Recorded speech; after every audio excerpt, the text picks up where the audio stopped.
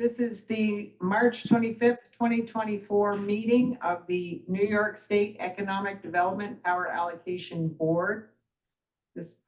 Speaking is Cecily Morris. I'm the chair of this board. I welcome Dennis Traynor and Andrew Silver, trustees of this board. I also welcome this morning all Power Authority staff members who are participating via video conference call. This meeting was scheduled and it has been duly noticed as required by the open meetings law. Now, without further ado, I call this meeting of the EDPAP board to order pursuant to bylaws, Article 3, Section 2.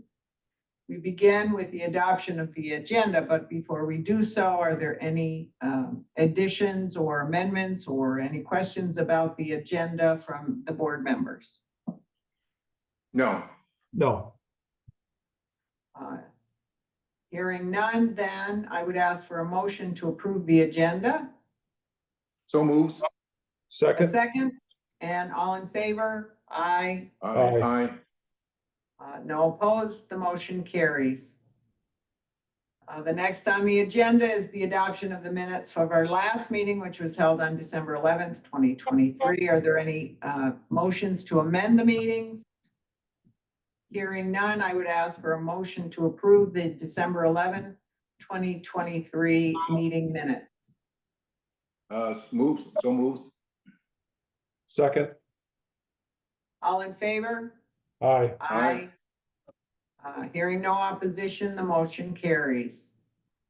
The board members were polled prior to this meeting today regarding any potential conflicts of interest, and there were none.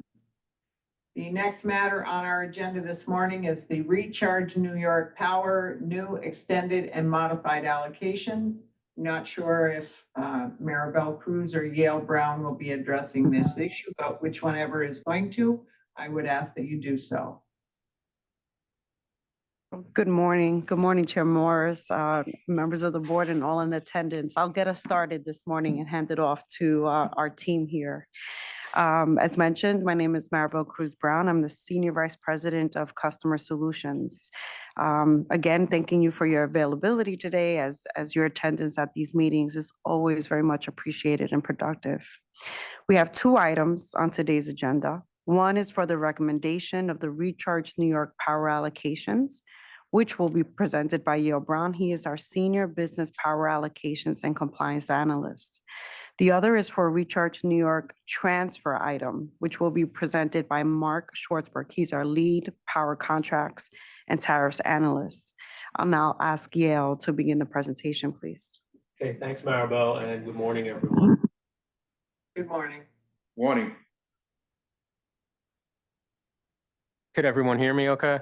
Yes. Yes. All right. Thank you. Okay, sorry. Let me start again. So good morning, everyone. Today, the board is requested to recommend that the trustees approve contract extensions for 2 allocations of Recharge New York Power to existing customers, approve modifications related to 5 Recharge New York allocations, extensions, and/or related supplemental commitments, and award new allocations of Recharge New York large business retention, large business expansion, and small business and not-for-profit based power to 9 applicants. All applications were submitted through the state's consolidated funding application system.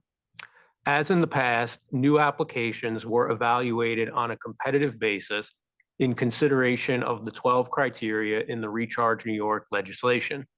I won't read through each of the 12 criteria, but some of the key ones include job commitments, capital investment, and an applicant's risk of closure or leaving the state if they are not awarded a Recharge New York power allocation.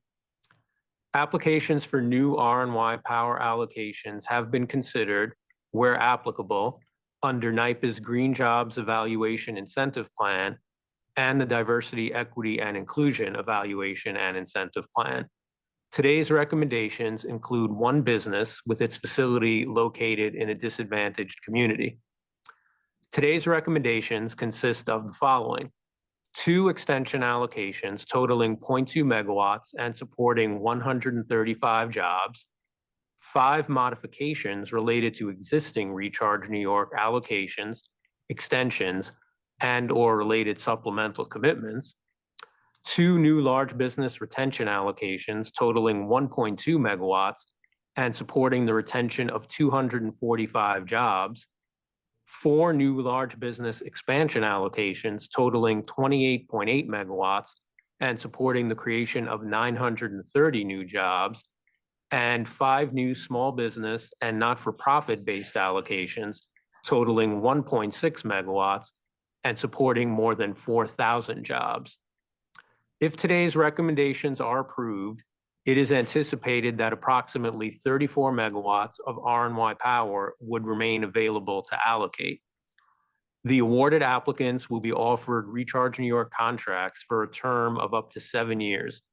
The contract has provisions for the partial or complete withdrawal of an allocation if the recipient fails to maintain mutually agreed upon commitments relating to, among other things, employment, power utilization, and capital investment.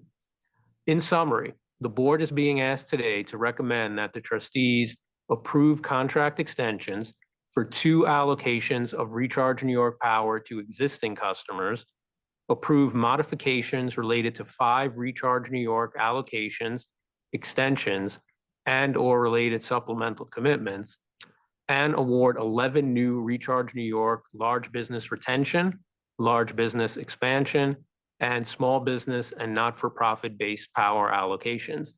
This item is submitted for your approval, and I'd be glad to take any of your questions. Trustee Trainer, any questions? No questions. Trustee Silver, any questions? No. Again, these materials were very complete and we received them well enough in advance of the meeting that we all got an opportunity to digest them and be prepared today. Hearing no questions for Senior Analyst Brown, I would ask for a motion to approve the recommendations found in the materials. So moved. Second. All in favor? Aye. Aye. Any opposed? I hear none. The motion carries. Thank you.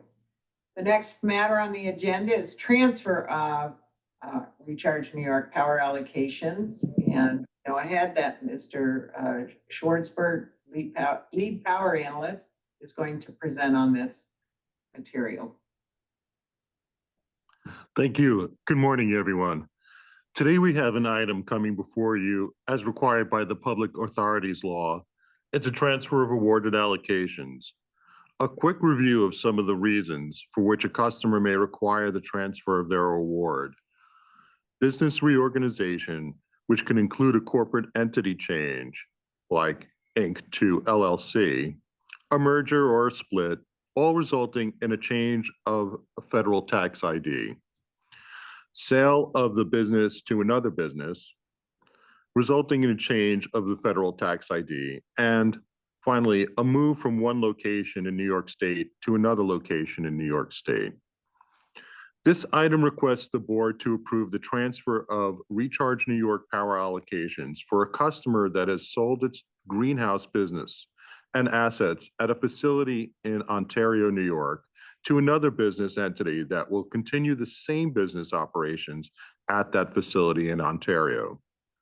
This request is subject to approval of the transfer of the RNY power allocations by the authority, there being no material reductions in the base employment level or capital investment commitment associated with the allocations that would be transferred.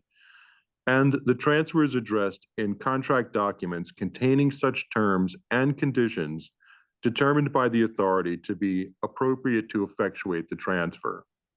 Specifically, the board is being asked today to recommend that the trustees approve the transfer of a 3,510 kilowatt Recharge New York power allocation and a pending 2,316 kilowatt RNY power allocation awarded to Integro Holding Company, Inc. for use at its 663 Timothy Lane, Ontario, New York facilities, to Sungrow Holding Company, LLC, to address the organizational changes. This item is submitted for your approval, and I'd be glad to take any of your questions. Thank you. Are there any questions on this presentation? Trustee Trainer, No. trustee Silver? No. Hearing no questions, I would ask for a motion to approve the recommendation found in the materials So moved. Second. and a second. All in favor? Aye. Aye. Aye. Hearing no opposition, this motion carried. We had a short agenda today. Is there anything else that needs to come to the attention of the board? Not at this time. Thank you. Our next meeting is scheduled for Monday, May 20th at 9 a.m. If there's any changes or anything else, we certainly will reach out in advance. And I'm sure that we will also have the materials sufficiently in advance to prepare for the meeting. If there is no additional business to come before the EdPAP board, I would entertain a motion to adjourn. So moved. Second. All in favor? Aye. Aye. There being no opposition, the motion is carried and we're adjourned.